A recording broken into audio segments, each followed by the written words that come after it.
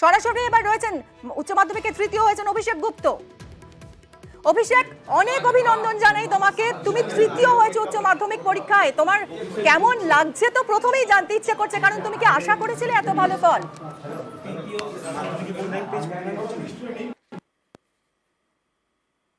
ভালো লাগছে আমার রেজাল্ট শুনে।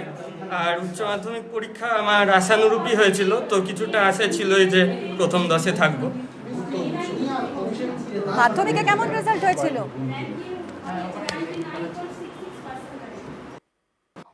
মাধ্যমিকে আমি রাজ্যে চতুর্থ হয়েছিলাম। মাধ্যমিকে রাজ্যে চতুর্থ, আর এবার তো আরো একটু উপরে উঠে এলে, তৃতীয় হয়েছো। বাবা মা কি বলছেন?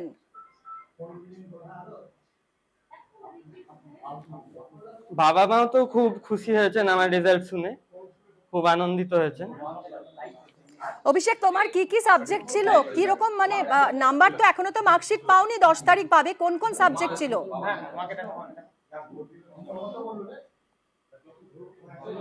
সাবজেক্ট কম্বিনেশন আমার বাংলা, ইংরেজি এবং সায়েন্স স্ট্রিমে ফিজিক্স, কেমিস্ট্রি, ম্যাথামেটিক্স এবং স্ট্যাটিস্টিক্স ছিল। তোমার সব থেকে পছন্দের সাবজেক্ট কোনটা ছিল? কোন পরীক্ষাটা সবচেয়ে ভালো হয়েছিল?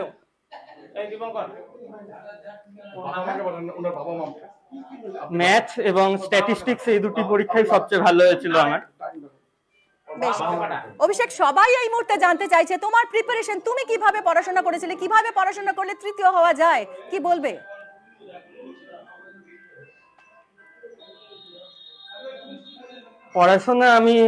আমার পড়াশোনা করতে ভালো লাগতো। আমার প্রিয় বিষয় যেগুলো ছিল সায়েন্সের, বিশেষ করে ম্যাথামেটিক্স আমার খুবই পছন্দ ছিল। তো দিনে আমি নিজের ইন্টারেস্টে অন্তত 8-9 ঘন্টা পড়াশোনা করতাম। তো এই দিনে 8-9 ঘন্টা পড়াশোনা করতাম। তো এখান থেকে আমি নিজের ইন্টারেস্টে পড়াশোনা করতাম। এভাবেই আমি বলবো যে নিজের পছন্দের বিষয়গুলোকে নিয়ে এগিয়ে গেলে সাফল্য নিশ্চিত পাওয়া যাবে।